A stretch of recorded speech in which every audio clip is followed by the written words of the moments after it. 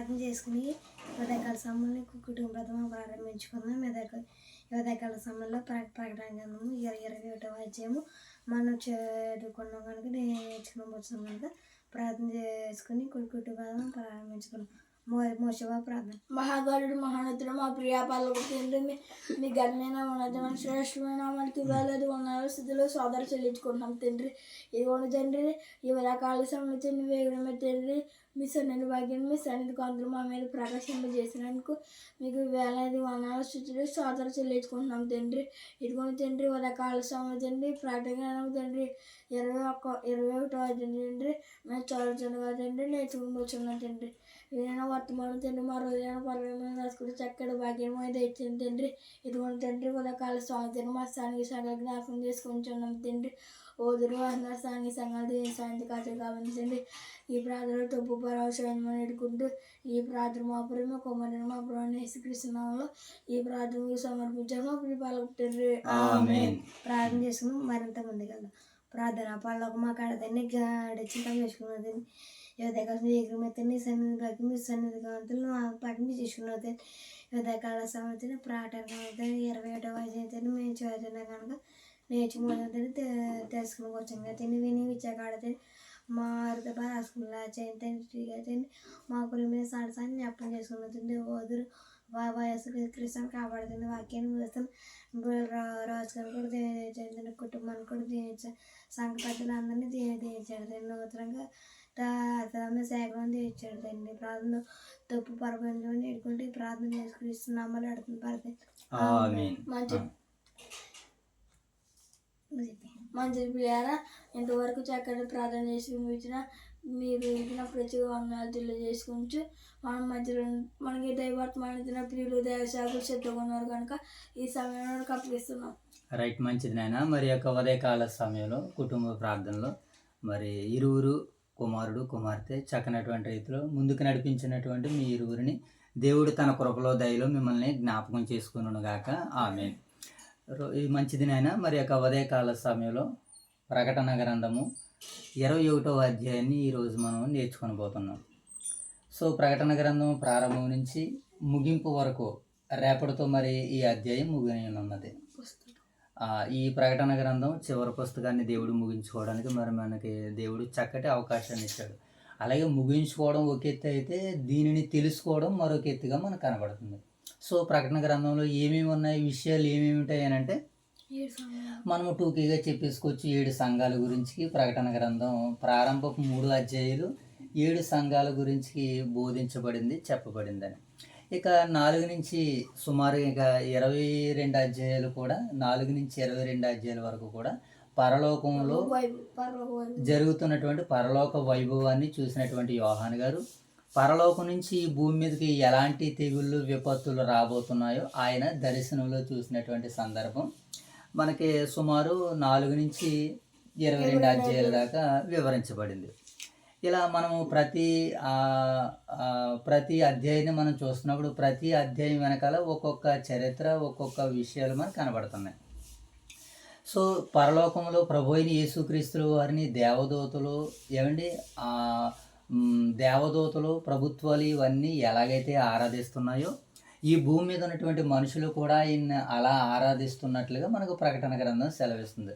So యేసుక్రీస్తుల వారికి చేయబడుతున్నటువంటి ఈ యొక్క ఆరాధనను కూడా దుష్టుడు ఏం చేయాలనుకుంటున్నాడో తనకు మొక్కాలని, తనను ఆరాధించాలని, తనను సేవించాలని వాడు ప్రయత్నం చేస్తుంటే వాడి యొక్క ప్రయత్నాలన్నిటికీ దేవుడు అడ్డగడియ వేసి వాడిని ఎక్కడ బంధించాడు? పాతాళంలో. నిన్న మనం చూసాం 20వ అధ్యాయంలో ఏం చూసాం? నిన్న అగాధపు తాళపు చెవి పట్టుకుని వచ్చి దేవదూతను ఏం చేసింది? 1000 సంవత్సరాల వరకు దాన్ని బంధించేసింది.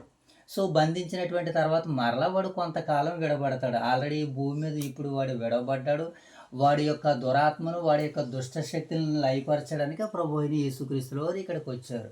ఆయన వచ్చి వెళ్ళిపోతూ సాతానుని మీ కాళ్ళ క్రింద చితకదొక్కించండి అని వాక్యాన్ని వదిలి మనకి వెళ్ళినట్టుగా కనబడుతుంది.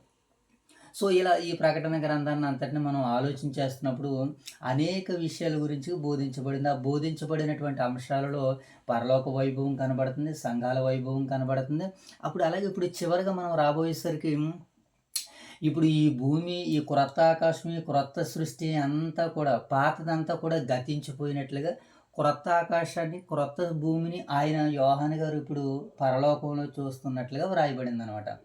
పరలోకం ఎలా ఉందనంటే పెండ్లి కుమారుడు, పెండ్లి కుమార్తె కొరకు ఎలాగైతే అలంకరించబడతాదో ఇప్పుడు 21వ అధ్యాయంలో మరింత విపులంగా ప్రస్తావించబడింది. 21వ అధ్యాయంలో అలంకార రూపంగా. సో, ఇప్పుడు ఈ అలంకార భావాన్ని అంతటిని మనం చూస్తున్నప్పుడు సో, ఈ అలంకార భావ రూపాన్ని అంతటిని మనం చూస్తున్నప్పుడు మనకి ఏం కనపడుతుంది అని అంటే పరలోకం ఎంత గొప్పగా ఉందా, ఇంత చక్కగా ఉందని మనకు అర్థమవుతుంది. కనుక ఈ భూమి మీద మనం కట్టే కట్టడాల్లో ఎలా ఉంటాయని అంటే ఒక ఆకారంలో కొన్ని విచిత్రమైనటువంటి రంగులతో మనం ఈ గృహాలని, ఈ భూమిని అలంకరించుకుంటున్నాం కదా.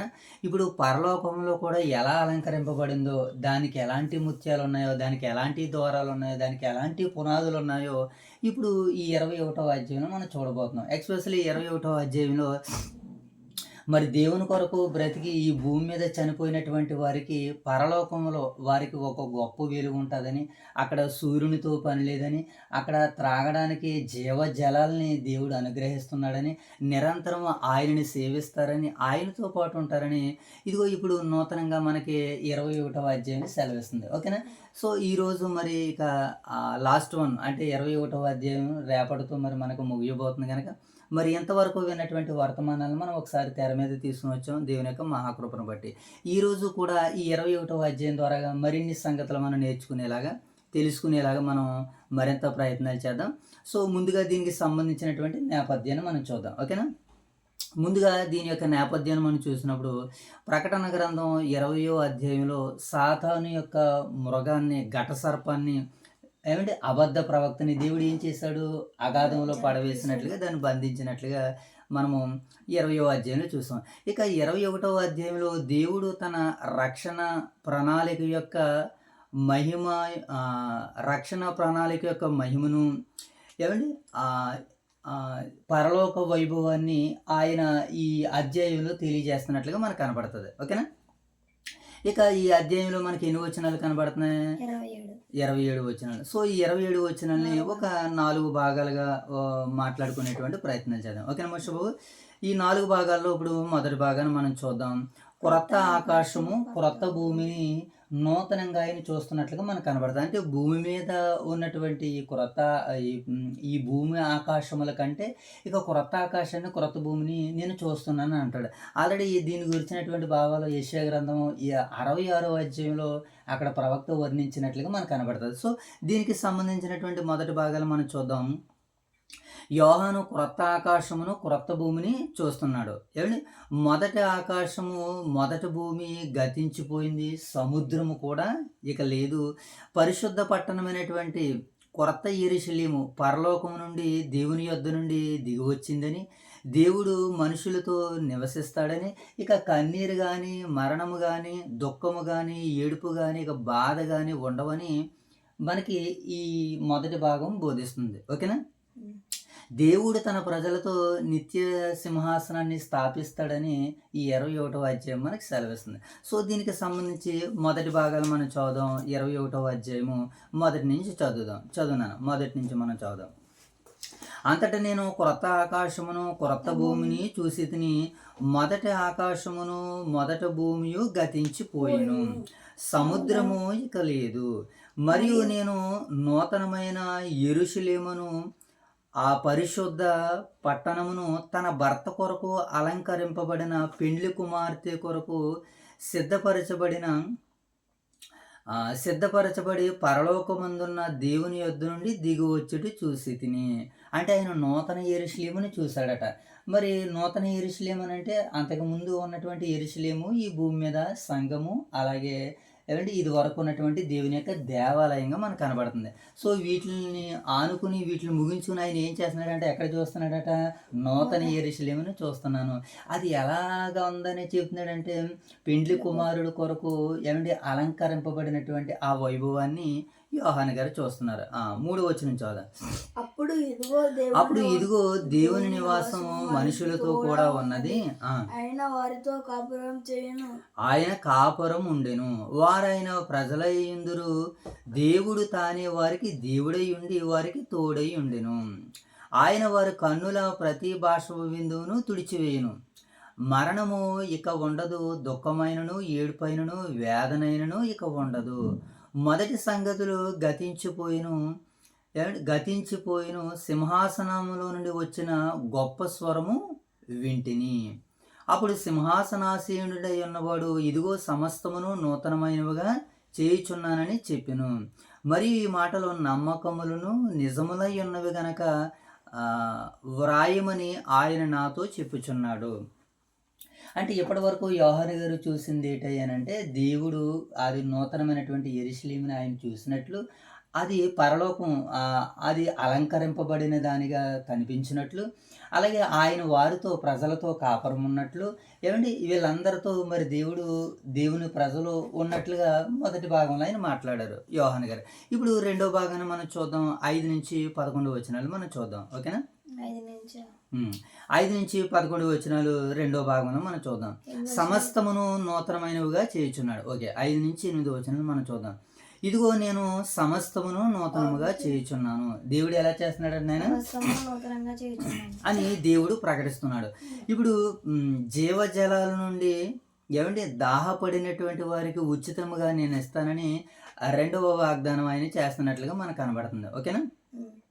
జయించువారు ఈ ఆశీర్వాదాలను స్వాస్యంగా పొందుకుంటారని, భయపడేటువంటి వారు, అవిశ్వాసులు, పాపములో ఉండిపోయేవారు, భోగాల్ని అనుభవించేటువంటి వారు అగ్నిగుండంలో పడవేయబడతారని, విశ్వాసులకు నిత్యజీవం ఉంటుందని, అవిశ్వాసులకు నిత్య నరకం ఉంటుందని ఈ రెండో భాగంలో మనకి వివరించబడింది. సో దీనికి సంబంధించినటువంటి భాగాలు మనం చూద్దాం. 6 నుంచి 8 వచనాలు చదువుదాం.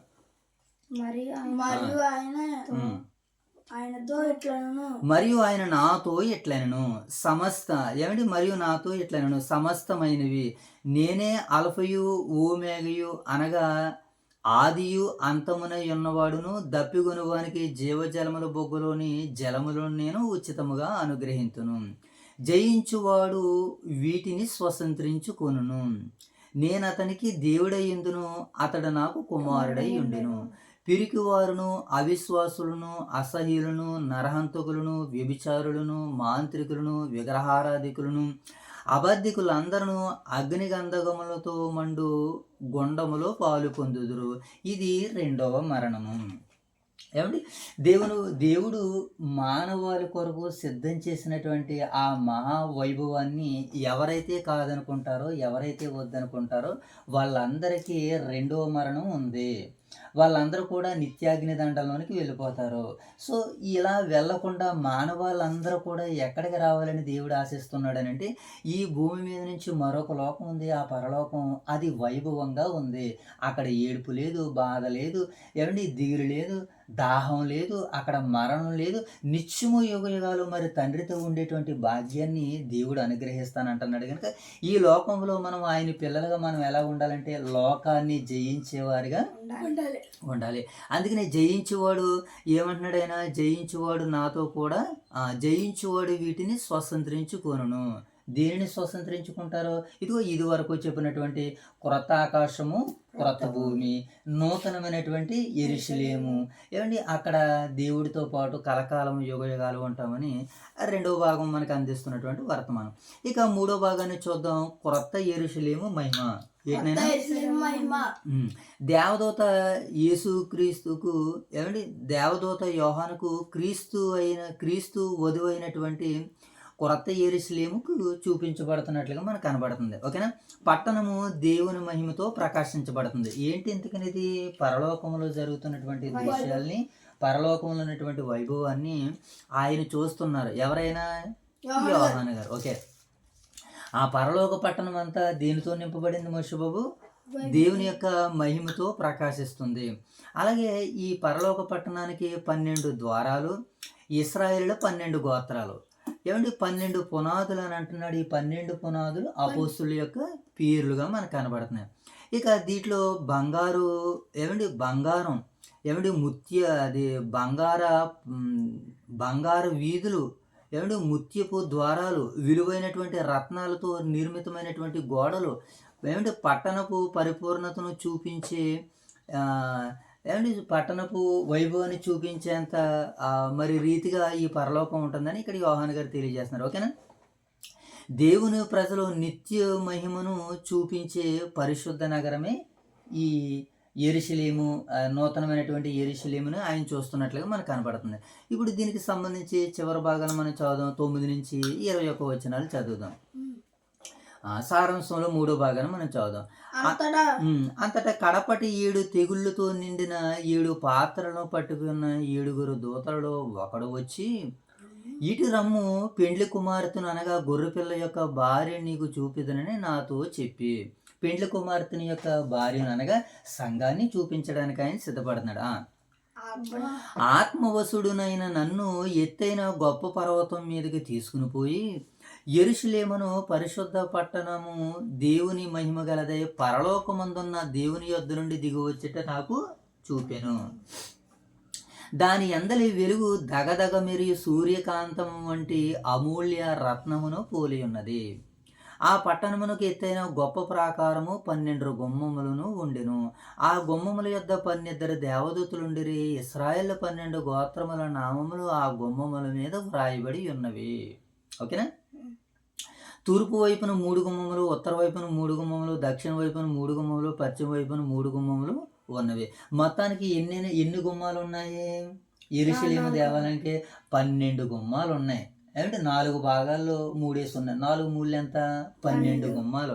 యెరూషలేము నగరానికి 12 గుమ్మాలు. ఇప్పుడు ఈ భూమి మీద సొలొమోను గారు కట్టినటువంటి దేవాలయానికి.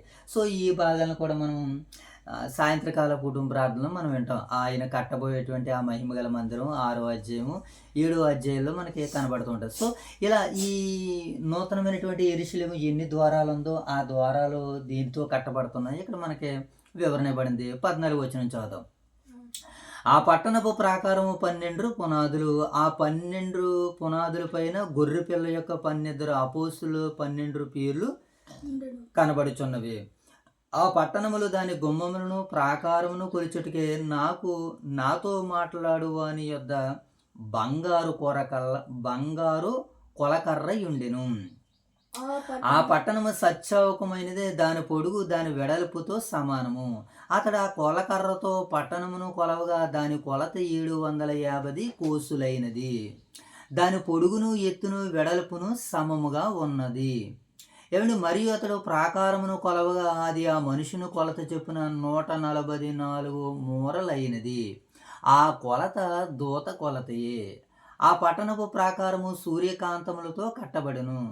పట్టణము సత్యవమగు స్ఫటికముతో సమానమైన శుద్ధ సువర్ణముగా ఉన్నది. ఆ పట్టణపు ప్రాకారము పునాదులు అమూల్యమైన నానావిధ రత్నములతో అలంకరింపబడి ఉండెను. మొదటి పునాది సూర్యకాంతపు రాయి, 2వది నీలము, 3వది యమునా రాయి, 4వది పచ్చ, 5వది వైడూర్యము, 6వది కెంపు, 7వది సువర్ణరత్నము, 8వది గోమేధికము, 9వది పుష్పరాగము, 10వది సువర్ణ నీలము, 11వది పద్మరాగము, 12వది సుగంధము. దాని 12 గుమ్మములు 12 ముత్యములతో ఒక్కొక్క గుమ్మము ఒక్కొక్క ముత్యముతో కట్టబడి ఉన్నది. పట్టణపు రాజవీధి శుద్ధ సువర్ణమైన స్వచ్ఛమైన స్ఫటికమును పోలి ఉన్నది. అంటే ఇప్పుడు ఆ నూతనమైనటువంటి యెరూషలేము ఎంత వైభవంతో, ఎన్ని గుమ్మాలతో, ఎంత గొప్పగా, ఎన్ని రకాలుగా అలంకరించబడిందో ఆ పరలోకాన్ని చూపిస్తున్నారు. సో ఏదైనా మనం ఎక్కడికైనా ఒక మంచి అందమైనటువంటి ప్రాంతానికి దృశ్యాల్ని మనం చూడడానికి మనతో ఎవరైనా చెబుతున్నాడు, మనకి ఎంత ఆహ్లాదకరంగా ఉంటుంది. ఆహో, ఈ ప్రాంతాలు ఎలా ఉంటావా, ఈ లోయలు ఎలా ఉంటావా, ఈ ఎడారులు ఎలా ఉంటావా, సముద్రాలు ఎలా ఉంటాయి, ఈ పొలాలు ఎలా ఉంటాయా, ఈ పచ్చని అరణ్యం ఎలా ఉంటుందా, ఈ అడవి ఎలా ఉంటుందని ఆహ్లాదకరమైనటువంటి ప్రాంతాలను మనం చూసినప్పుడు మనం ఎలాగైతే స్పందిస్తామో, ఈ పరలోక వైభవాన్ని కూడా దేవుడు మాట్లాడుతూ యోహాను గారికి చూపిస్తూ ఎంతో వైభవంగా ఉంది. ముత్యాలతో అలంకరింపబడింది. ఏంటది? నూతనమైనటువంటి యెరూషలేము అనగా పరలోకాన్ని దేవుడి మానవాళి కొరకు ఎలా సిద్ధపరిచాడంటే, మనము కట్టే కట్టడాలు ఏపాటివండి, ఎవడో ఒకడు వచ్చి కూలగొట్టి పడగొట్టి ఆక్రమించి దోచుకునేటువంటి వారు మనకు కనబడుతున్నారు. కానీ ఇక్కడ అలా దోచుకునేటువంటి వారు లేరు. అక్కడ దేవదూతల్ని దేవుడు భద్రతగా పెట్టాడు. ఏ అపవిత్రమైనటువంటిది, ఏ నిషిద్ధమైనటువంటిది దాని కానీ అక్కడికి రావడానికి వీలు లేదని ఇక్కడ మరి భాగాలు మనకి మూడో భాగం మనకి సెలవిస్తుంది.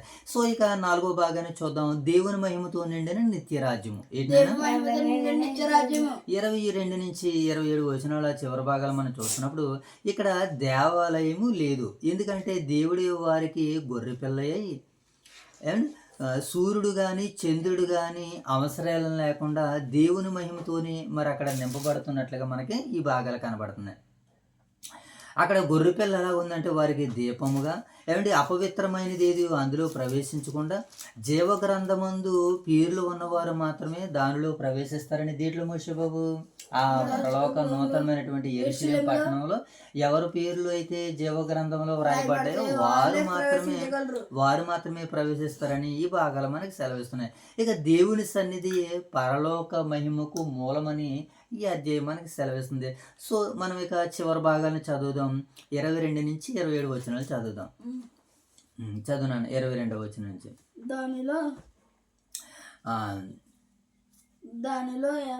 దానిలో ఏమంటే సర్వాధికారి అయిన దేవుడు ప్రభువును గొర్రెపిల్లయు దానికి దేవాలయమై ఉన్నారు. ఆ పట్టణంలో ప్రకాశించుటికే సూర్యుడైనను చంద్రుడైనను దానికి అక్కరలేదు. దేవుని మహిమయే దానిలో ప్రకాశించుచున్నది, గొర్రె పిల్లయే దానికి దీపం. అంటే ఇక్కడ మనకు చూడండి కొన్ని సందర్భాల్లో అవాంతరాలు ఎదురవుతుంటాయి లైటింగ్ విషయంలో, కరెంట్ విషయంలో. కానీ కొన్ని విషయాల్లో ఇక్కడ పరలోకంలో ఇక్కడ లైటింగ్ విషయం కొదువులు లేవు. ఇంకా అక్కడ ఉన్నది ఎవరనంటే గొర్రె పిల్లే అక్కడ దీపము. అసలు యేసుక్రీస్తు వారు అంటేనే ఆయన గురించి వ్రాయబడినటువంటి మాట ఏంటి? వెలుగు అంటే ఏంటి? చీకటిని చూపించేది, చీకటిని తరిమేది వెలుగు. ఆయన ఉంటేనే వెలుగు. ఆయన ఉన్న ప్రాంతం ఎలా ఉంటుంది? మహా వెలుగు తేజస్సుతో ఆయన గూర్చినటువంటి వర్ణనం మనం ప్రకటన గ్రంథంలో ఎన్నో భాగాలుగా చూసాం. ఆయన వస్త్రాలు తెల్లని ఉన్నిని పోలినవై తెల్లని గుర్రములెక్కి, చూసారా ఇంత దగదగలాడేటువంటి ఆ వెలుగు ఇక పరలోకంలో ఉండే ఇక మనకి ఇంకా ఈ లోకంతో వెలుగుతో మనకి సంబంధం లేదని మనకు అర్థమవుతుంది. ఓకేనా మర్చి? ఇక సూర్యుడైనను చంద్రుడైనను దానికి అక్కర్లేదు, గొర్రె పిల్లయే దానికి దీపము. 24వ వచనం. జనములు దాని వెలుగునందు సంతరింతురు. జనములు దాని వెలుగునందు ఏం చేస్తారంటే, ఈరోజు కూడా చీకటి బ్రతుకుల్లో పాపపు బ్రతుకుల్లో ఉన్న వారందరూ వెలుగు దగ్గరికి వస్తున్నారు, రావడం లేదా? ఈరోజు వారం వెలుగుని స్వతంత్రించుకుని ఏమిటి వెలుగు ద్వారాగా ఛార్జింగ్ ఎక్కించుకుని మరలా వారం రోజుల పాటు ఈ లోకంలో తిరుగుతున్నారు. మరలా ఆదివారం రాగానే మరలా ఏం చేస్తున్నారు? వాళ్ళు చక్కగా ఛార్జింగ్ పెట్టుకుని మరలా ఈ వారం అంతా ఈ చీకటి లోకంలో దేవుని వాక్యం అనేటువంటి వెలుగుతో నడుస్తున్నారు. నీ వాక్యము నా పాదములకు దీపమును నా త్రోవలకు ఏమై ఉన్నది అన్నాడు ఆయన? వెలుగై ఉన్నది. నా పాదాలకు ఏమంటే వెలుగుగా ఉన్నది. వాక్యము వెలుగుగా ఉన్నది. వాక్యము చీకటి బ్రతుకులను సరిదిద్దేటువంటి వాక్యము. చీకటి గల చోటున వెలుగిచ్చు దీపమై ఉన్నది అన్నాడు ప్రవచన వాక్యంగా ఏమంటే పేతురు గారు మాట్లాడుతూ. సో ఇక కింద భాగాలు మనం చదువుదాం. జనములు దాని వెలుగునందు సంచరింతురు, భూరాజులు తమ మహిమను దానిలోనికి తీసుకుని వత్తురు. అక్కడ రాత్రి లేనందున దాని గుమ్మములు పగట వేళ ఎంత మాత్రమును వేయబడవు. అక్కడ రాత్రి లేనందున దాని గుమ్మాలు ఏం చేయబడము? ఇక ఏ మాత్రమును వేయబడవు. జనములు తమ మహిమను ఘనతను దానిలోనికి తీసుకుని వచ్చేదరు. గొర్రెపిల్ల యొక్క జీవగ్రంథమందు వ్రాయబడిన వారే దానిలో ప్రవేశించెదరు. కానీ నిషిద్ధం ఏదైనను అసహ్యమైనది ఏదైనను అబద్ధమైన దానిని జరిగించువాడు ఎవడైనను దానిలో ప్రవేశించడు. ఏమంటే ఇక్కడ ఈ భూమి మీద ఉన్నటువంటి స్థానిక సంఘంలో కూడా ఎవరు పడితే వారు రావడానికి సిద్ధపడరు. ఎవరైతే పరిశుద్ధులుగా నీతిమంతులుగా నిందారహితులుగా ఉంటున్నారో సంఘానికి రావడానికి వారే కదా సిద్ధపడతారు. మరి మిగతా వారు రావడానికి ఏం చేస్తారు? భయపడతారు. దేవుని సన్నిధి కదా అది. ఏమంటమ్మా ఏంటది? దేవుని సన్నిధి. ముఖ్యమైనటువంటి వ్యక్తులు, అధికారులు, ఏమంటే నాయకత్వాలు వహించినటువంటి చోట, ఏమంటే ఆ వర్క్లు జరిగేటువంటి చోట, ప్రభుత్వాలు జరిగేటువంటి చోట ఎలా పడితే అలా వెళ్ళిపోం కదా. అంటే ఎంత అయితే మరి మనం శుభ్రంగా అలంకరించుకుని వెళ్తాము. ఏమండి ఈ పరలోకంలో కూడా ఎలా పడితే అలాగా వెళ్ళడానికి అవకాశం లేదు. ఈ భూమి మీద ఉన్నటువంటి సంఘంలోనే మనం వెళ్ళము. అయినా సరే ఈ భూమి మీద సంఘంలో దేవుడు అవకాశాన్ని కూడా ఇచ్చాడు. ఏంటి? ఒకవేళ మనం చెడ్డవారమైనా, ఒకవేళ మనం తప్పుడు వారమైనా, పాపం చేసిన వారమైనా, దుర్మార్గులమైన, దుష్టులమైన దేవుడు ఈ భూమి మీద అవకాశాన్ని ఇచ్చాడు. కానీ పరలోకంలో ఇక్కడ ఈ భూలోకంలో సంఘంలో నాకు చోటు దొరికింది కదా, పరలోకంలో కూడా అలా చోటు దొరికింది పర్వాలేదులే అని అనుకోవడానికి వీలు లేదు. అదే చివరిగా అంటున్నాడు ఆయన, ఏమని? నిషిద్ధమైనది ఏదైనా కానీ, అసహ్యమైనది దానిని కానీ, అబద్ధమైన దాన్ని జరిగించేవాడు మరి అక్కడికి ఏమాత్రమును రాడు అని, దానిలో ప్రవేశింపడు అని. ఎందుకనంటే అక్కడ దేవదూతలు ఉంటాయి, అక్కడ దేవుని యొక్క సైన్యం ఉంటుంది, సమూహం ఉంటుంది. ఏమంటే ఈ దేశం నుంచి మరొక దేశానికి దాటుకుని వెళ్ళడానికి వాళ్ళు ఏ ప్రాంతవాసులో వారి గవర్నమెంట్ ఇచ్చినటువంటి సర్టిఫికెట్లు ఏంటో దానిని బట్టి ఈ దేశం నుంచి మరొక దేశానికి పంపుతున్నారు కదా. ఇప్పుడు ఈ లోకం నుంచి మరొక లోకానికి వెళ్ళాలంటే మన దగ్గర ఎన్ని ఒరిజినల్ డాక్యుమెంట్స్ ఉండాలి, ఒరిజినల్ ప్రూఫ్లు ఉన్న వారికి అక్కడికి వెళ్ళడానికి. సో ఇన్ని రకాలుగా ఇన్ని విధాలుగా మరి మనకు ప్రకటన గ్రంథం ఒక చక్కటి అవగాహన ఇచ్చింది కనుక, ఇవ్వబడినటువంటి అవగాహనతో మనం అందరం కూడా ఆయన సన్నిధికి చేరుకునేలాగా ఉండాలని 21వ అధ్యాయం మనకి సెలవిస్తుంది. సో ఇక వివరాల్లోనికి వెళ్ళి మనం ప్రయత్నం చేద్దాం. ఓకేనా మోషబాబు? ఇక ఈ అధ్యాయ వివరాల్లోనికి వెళ్ళి మనం ఆలోచన చేస్తుంటే, క్రొత్త ఆకాశము క్రొత్త భూమి. ఏంటైనా క్రొత్త ఆకాశం కొత్త భూమి. దేవుడు పాపం వల్ల చెడిపోయినటువంటి సృష్టిని పూర్తిగా ఏం చేస్తున్నాడు? ఆయన నూతన పరుస్తున్నాడు. ఏమండి? కొత్త యెరూషలేము అనగా దేవుని ప్రజలు నిత్య నివాస స్థలానికి వెళ్ళడానికి ఇది సూచనగా ఉన్నది. ఓకేనా? దేవుడు మనుషులతో నివసించుట ఏమండి విమోచన ప్రణాళిక యొక్క పరిపూర్ణ ఫలితంగా ఈ భాగాలు మనకి కనబడుతున్నాయి. ఓకే, ఇక వివరాల్లో 4వ భాగాన్ని మనం చూస్తున్నప్పుడు ఏమండి ఏమండి బంగారు నగరము ఏమండి దేవుని రాజ్య మహిమతో పరిశుద్ధతతో సంపూర్ణతకు మరి సిద్ధంగా ఉందని ఈ భాగాలు మనకి సెలవిస్తున్నాయి. ఇక జీవగ్రంథమునందు అనగా క్రీస్తునందు రక్షింపబడిన వారే నిత్యరాజ్యంలో ప్రవేశిస్తారని ఈ అధ్యాయం మనకి ఏమండి వివరణిస్తుంది. ఓకేనా మోషి బాబు?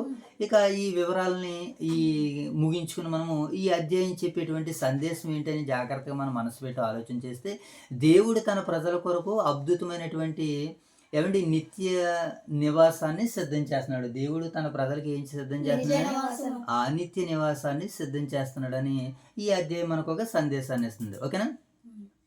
ఇక ఈ లోక కష్టాలు శాశ్వతం కావని, దేవుని రాజ్యమే శాశ్వతమైనదని ఈ అధ్యాయం మనకి ఇచ్చేటువంటి సందేశం.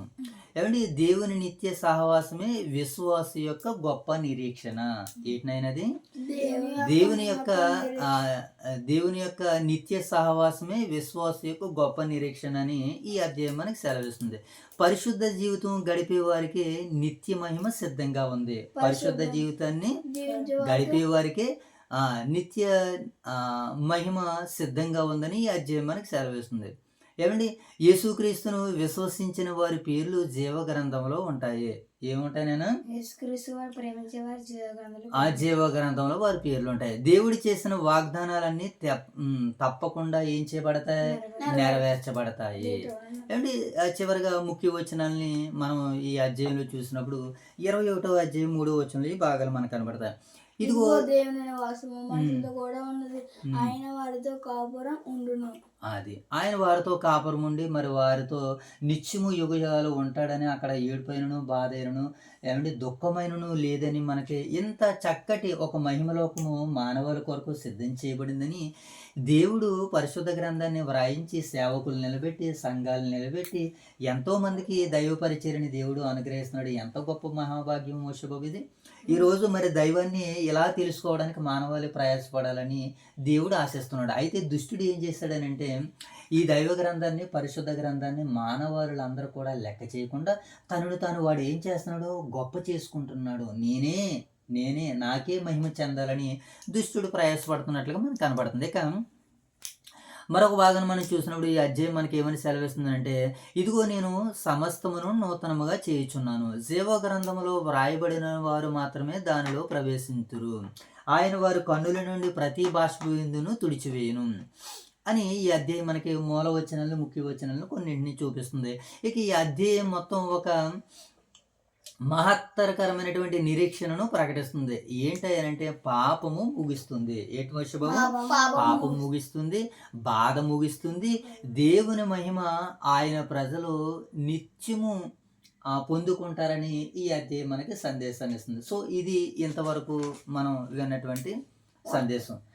ఓకే, ఇప్పుడు 21వ అధ్యాయం ద్వారా మనం విన్నటువంటి వర్తమానం ఏంటంటే ఈ భూమి ఈ ఆకాశమే కాకుండా క్రొత్త ఆకాశాన్ని క్రొత్త భూమిని యోహాను గారు చూశారు. అది ఎలాగుందనంటే పెండ్లి కుమారుని కొరకు పెండ్లి కుమార్తె ఎలాగైతే అలంకరింపబడతాదో అంత అలంకార రూపంలో పరలోకము అలంకరించబడింది. అక్కడ దేవుడు అంటున్నాడు, నేను మనుషులతో కూడా ఈ భూమి మీద మనుషులతో కూడా నిత్యము నేను వారితో కాపురం ఉంటాను, నేనే వారికి తండ్రిని ఉంటాను, వారు నాకు పిల్లలై ఉంటారని దేవుడు ఈ అధ్యాయంలో సెలవిస్తున్నట్లుగా మనకు కనబడుతుంది. అలాగే పరలోకము వివిధ రకమైనటువంటి ఆకారాలతో అందమైనటువంటి రంగులతో అలంకరింపబడింది. అక్కడికి ఎవరు వెళతారంటే నిషిద్ధమైనది ఏది కూడా అపవిత్రమైనది ఇది కూడా దాంట్లోనికి వెళ్ళరు, ప్రవేశించరని ఈ 21వ అధ్యాయం మనకు సెలవిస్తుంది. కనుక మరి ఎంతవరకు దేవుడు మనకు అందించినటువంటి కొద్ది వాక్యాన్ని దేవుడు మన వినికిడిలో ఫలింపజేయాలని వేడుకుంటూ ప్రార్థన చేసుకుని ఈ ఉదయకాలపు కుటుంబ ప్రార్థన మనం ముగించుకునే ప్రయత్నం చేద్దాం. ఓకేనా? ప్రార్థన. మహాగణుడ, మహోన్నతుడ, సర్వోన్నతుడ, సర్వాధికారి, మీకు కృతజ్ఞతలు తండ్రి. ఎంతవరకు నాయన 21వ అధ్యాయం ద్వారా ప్రకటన గ్రంథం నుంచి కొన్ని మాటలు మీరు మాకు వినిపించారు, అందించారు, నేర్పించారు, తెలియజేశారు ప్రభా. వినవాక్యం మా వినుకుడిలో 30దంతలుగా 60దంతలుగా 100ంతలుగా ఫలింపజేయడానికి సహాయాలు తెచ్చండి. అలాగే తదుపరి ఈ పరిచయను వీక్షించబోతున్నటువంటి మా ప్రియులైన పరిశుద్ధులందరినీ మీరు దర్శించమని, దీవించమని, ఆశీర్వదించమని వేడుకుంటూ తండ్రి, ఇంత గొప్ప పరిచయం మేము చేయడానికి మాకు అవకాశం ఇచ్చిన మా ప్రియులు దైవ సేవకులు బిఎల్ రాజు గారిని, వారి యొక్క కుటుంబాన్ని దీవించి ఆశీర్వదించండి. అలాగే వారిని మీరు ప్రేమించి ఇచ్చినటువంటి స్థానిక సంఘాల ఊదురు వైఎస్ఆర్ నగర్లో ఉన్నటువంటి సంఘాలని, సంఘ బిడ్డలను అందరినీ దీవించండి ప్రభా. ఈ దినమునకు కావలసిన నడిపింపును, ఆత్మశక్తిని నీ బిడ్డలమైనటువంటి మా అందరికీ దయచేయండి. ఈ దినమంతట్లో మిమ్మల్ని చూడగలిగే కన్నులు, మీకు లోబడగలిగే మంచి మనసును, మారు మనసును మాకు దయచేయమని తండ్రి ప్రభా. ఈరోజు చేస్తున్నటువంటి నీ బిడ్డలు చేస్తున్నటువంటి పనుల్లోనూ ప్రయాణాల్లోనూ నీ బిడ్డలకు తోడును, భద్రతను, క్షేమాన్ని, దీవులను, ఆశీర్వాదాన్ని దయచేయమని మా ప్రభు అయిన యేసుక్రీస్తు వారి నామం పేరటి ప్రార్థన మీకు సమర్పిస్తున్నాం తండ్రి. అందరికీ వందనాలు. Okay, God bless you.